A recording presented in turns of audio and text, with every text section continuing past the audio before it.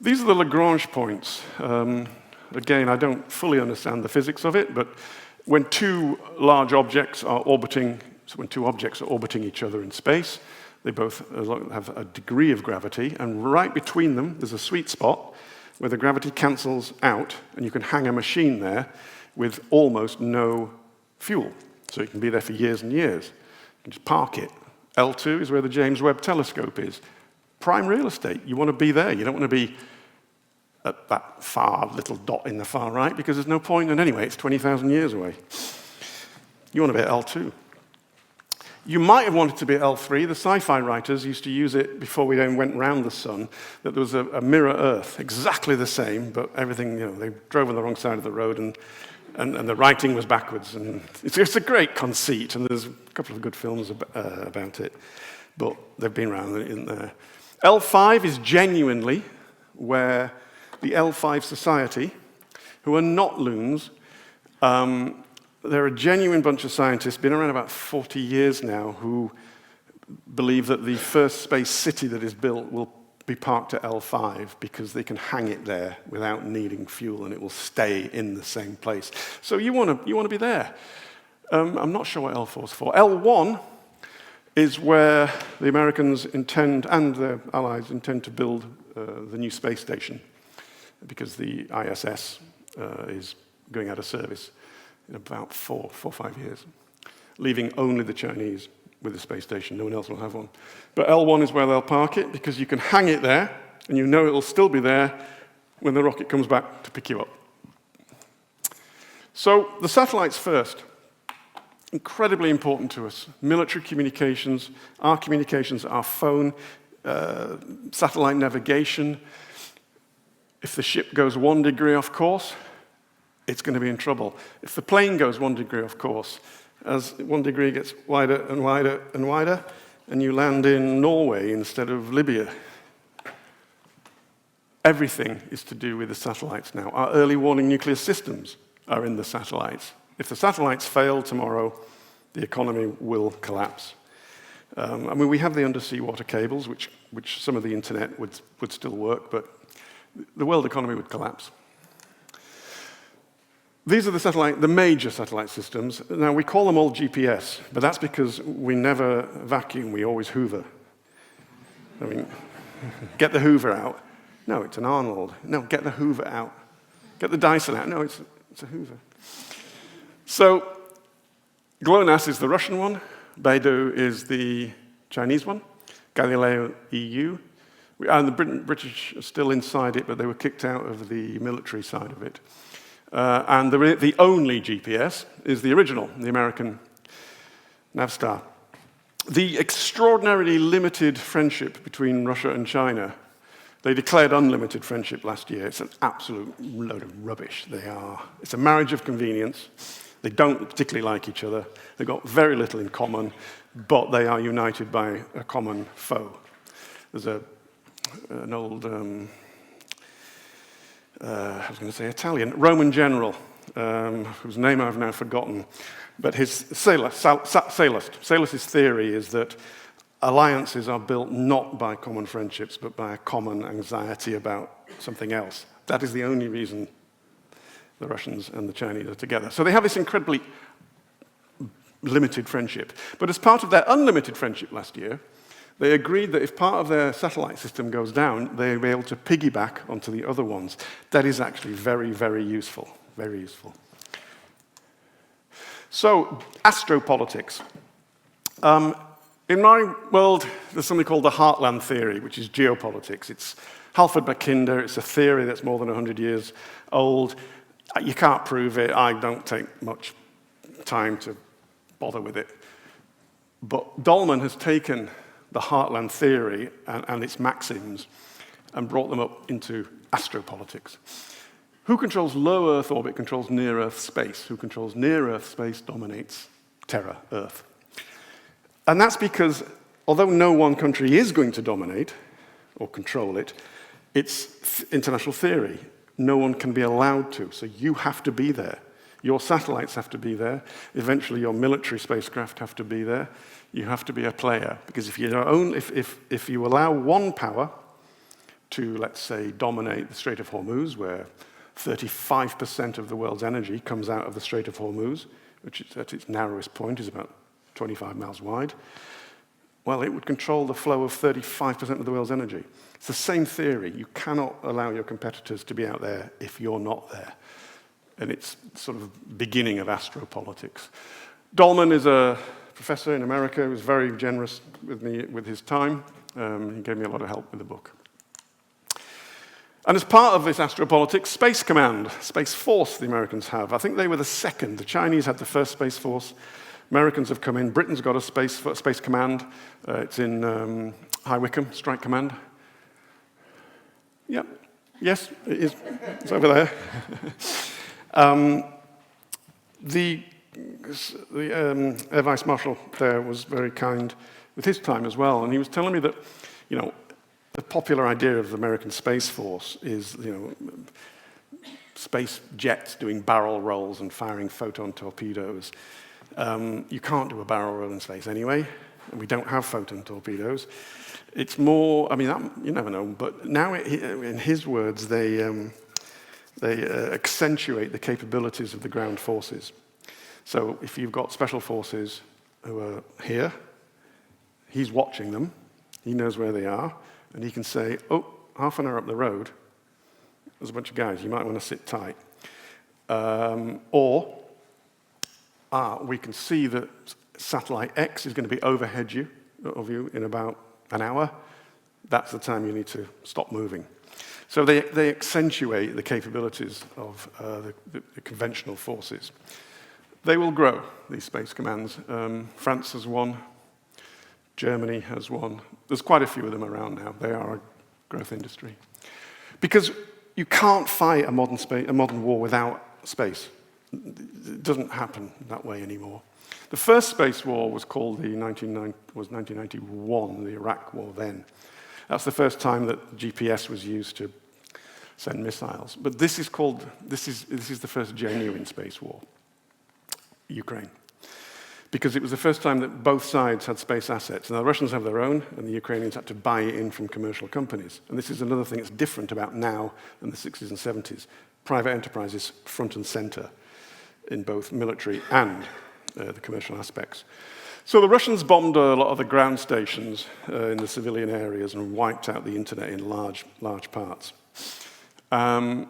which of course is a pretty critical thing to damage. They are part of our critical infrastructure.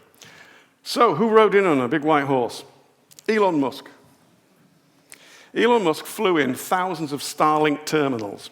They genuinely call them dishy McFlat faces because they're not curved, they are flat.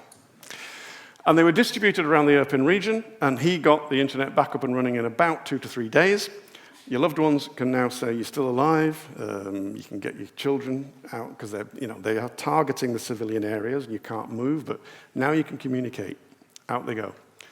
And of course, the Ukrainian military accessed it and harnessed it and used it to target and try and kill Russian soldiers. Not making a case for or against that. It's just blindingly obvious that they would do that. It's a war. So, I put it to you, members of the jury. Is it a legitimate military target? Elon Musk's satellite network? I don't know. We don't have laws for that because the laws are 60 years old. And none of this stuff happened and they're not even laws anyway, they're guidelines. So there's one of them. Can you fire at it? Well, you can actually. The Russians have done this. Not at that, but you can fire at a satellite from Earth. The Americans, the Chinese, the Indians, and the Russians have each fired a ballistic missile from the surface of the Earth and have hit one of their own satellites and blown it up. Because they never know when they might want to blow another one of their own satellites up. Or perhaps somebody else's. What the Russians did do was Dazzle. Technology is available. You aim a beam of energy and or spoof messages at the satellite which you're trying to hit. Most developed countries have this kit. And they tried to dazzle his satellite so that the Ukrainians could not have the internet. They failed for reasons I don't fully understand, but they were playing cat and mouse with each other for days. In fact, they still are. The Russians are still trying to take out some of the satellites. You can dazzle, you can even blind. What you can't do is destroy them from Earth just with lasers, then because of the atmosphere and moisture, it's not powerful, and the distance, of course. They do it with that sort of kit. The British are getting them in a few years' time, it's thought. And on the ISS, while all this was going on, the Russian cosmonauts were displaying flags that had been taken from the occupied parts of the Donbass, and that broke the International Space Station relationship. It's all over. Well, it's for a generation, which is a great sadness, because it was one of the ways that we had united as a species, was in space. It's broken, and the future, for the foreseeable future, is that we are going up separately and very much in competition again. So, we know you can hit a satellite from the Earth, which, push comes to shove, will happen in a future war because satellites control so much. The Russians are busy sending drones into the civilian areas of the Ukrainian cities, and they are firing missiles at these drones to try and bring them down. The missiles cost about $250,000 each. It's an expensive thing, war, in so many ways. The Americans have developed laws. Not laws, laws. They can take down a small drone, $1 worth of electricity. So what are you going to use in the future? $250,000 missile or $1 worth of electricity? They've spent millions, billions developing this. Now, this is photoshopped, but it has happened. They have test-fired this. They've taken down many of their own drones. It's thought the maximum range is 1 kilometer. It's quite a long way. $1 worth of electricity. Burn, just frazzle its chips, bring it down. So, the point being, we can do that from Earth with a big ballistic missile. Surely the temptation will be to do that and arm the satellites. Now, no one has done, and maybe, God willing, nobody will do. But the temptation to have, for defensive purposes only, you understand, lasers on your satellites to defend them because they are part of your critical infrastructure will be enormous. We've got the lasers, we've got the satellites. There'll be people saying we need to put them together. Hasn't happened yet, as far as we know, but that temptation will grow, and we don't have any laws about it. Those of us of a certain age remember Reagan's Star Wars. That's now being revisited because of the growing threat of conflict involving space. So they are busy building that, ready for about 2028. So this is creating space debris. And this was something I learned. Every expert I spoke to said their number one worry was space debris, which took me by surprise. There are tens of thousands of pieces, whether it's the size of a tennis ball or your thumbnail or a fridge. There is actually a glove that's going round and round, because somebody's glove fell off once on a spacewalk, and it started whizzing around at 300,000 miles an hour. At that speed, when metal hits metal, it's like water. They pass through each other, and it creates this. And the Kessler effect is, if you've seen the movie Gravity, they nicked the idea. Kessler was a NASA scientist in the 60s. And he had this theory that if one satellite hits another and creates a lot of debris, it goes around, hits another, hits another, hits another, and it's a cascade. Until eventually, what you have is a belt of debris right around the world, and very, very thick, very hard even to get through it to launch other satellites or indeed spacecraft. Now, it hasn't happened. It almost certainly won't happen. But the more debris there is, the more chance there is, which is why they say the space debris is the biggest issue in space at the moment. There are ways of clearing it up. And eventually, some of it, the trajectory of the orbit takes it close enough to the atmosphere where it burns up. And the Japanese and the Europeans have got these now.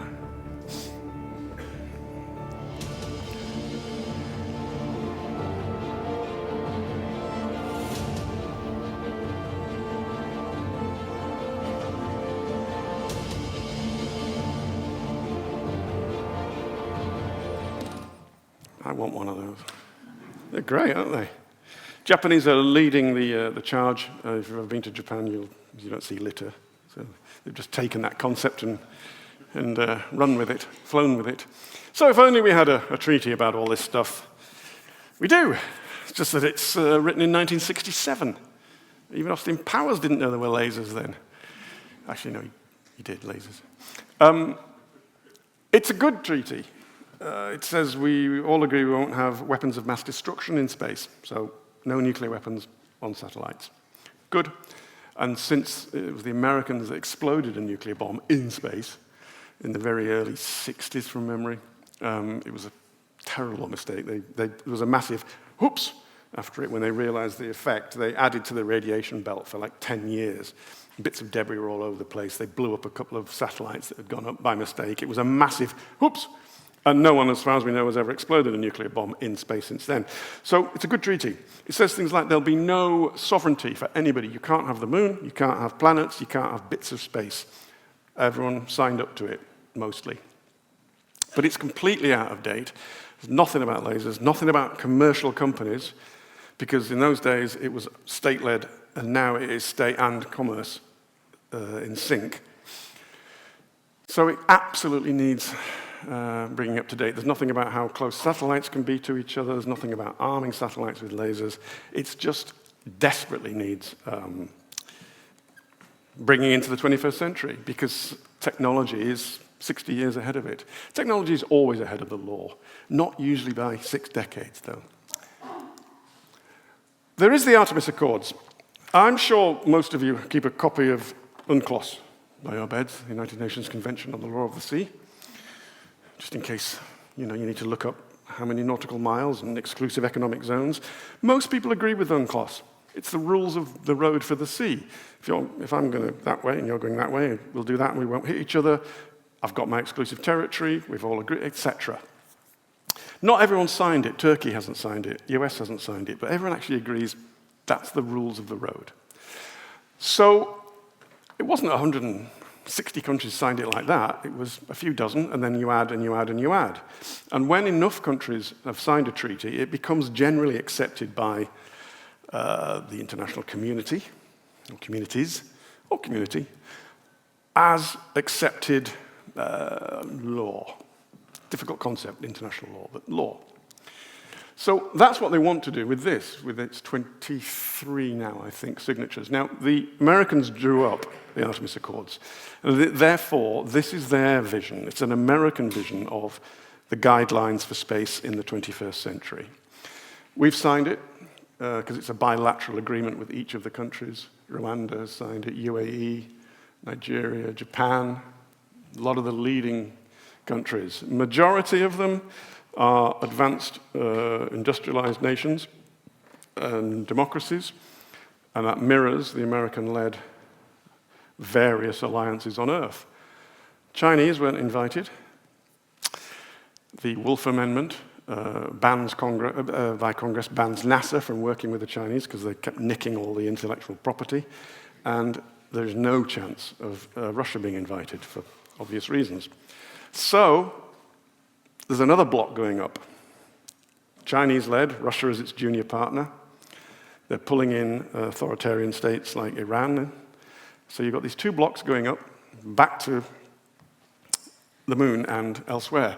One of the Artemis Accords says, in terms, you've spent billions getting there, finding where the stuff is that you want, because there's silicon up there, there's lithium, water, hydrogen, helium-3. There's a lot of stuff you need, a lot of stuff we want, a lot of stuff we need for renewable energy here on Earth. Once you've spent all that money and you've landed, you can declare a safety zone. Well, there's another word that begins with S. It's called sovereignty. I mean, obviously, legally, you haven't said, this is my territory, that's my flag, here we go. But it's a little bit too close. I understand the idea of a safety zone. It would be dangerous if you landed your rocket right next to mine, but if I did and you said, excuse me, it says in the Artemis Accords, I'd say, and? You in whose army? So it's problematic. The concept of no sovereignty is fraying. We don't have the legal framework. We're going up. The Americans say they will put a man and a woman on the moon in 2026. It was supposed to be 25, and then they read the HS2 plans and said, nah, push it back a few years.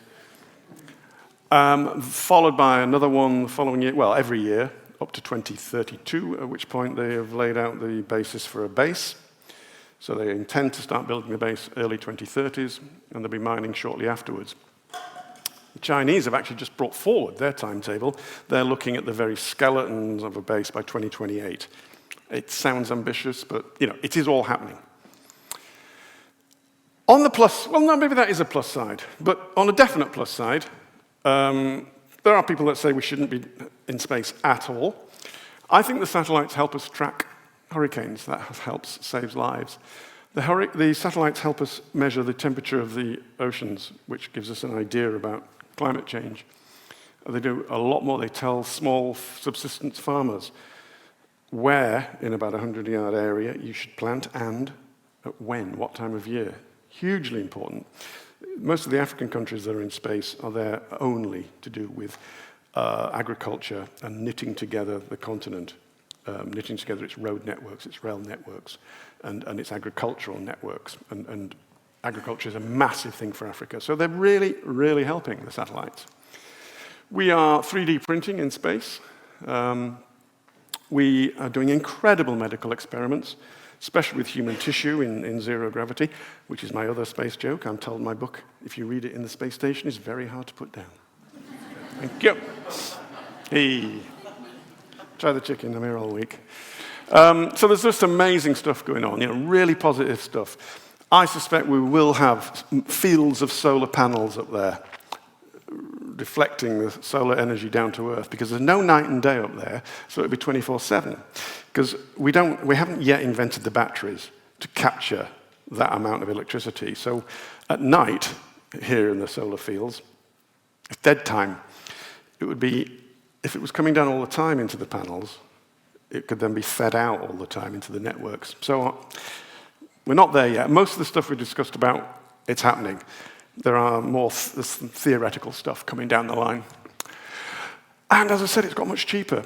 Satellites, many of them are now the size of a Rubik's Cube. They're called cube satellites. So there's a shoebox, and others are still the size of a fridge freezer.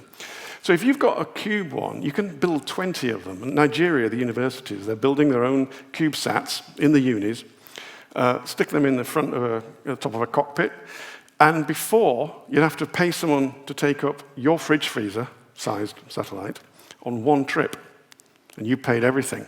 You were priced out. The price has come down. Now you'll say, can you take my 20? And then another one's going with 10, someone else is going with 20, another one's going with 5, and they're putting a fridge freezer up, and you share the costs. So the costs have dramatically come down, and they've come down because you can get the rockets back now. Well, Musk can. You can get 2 rockets back at a time.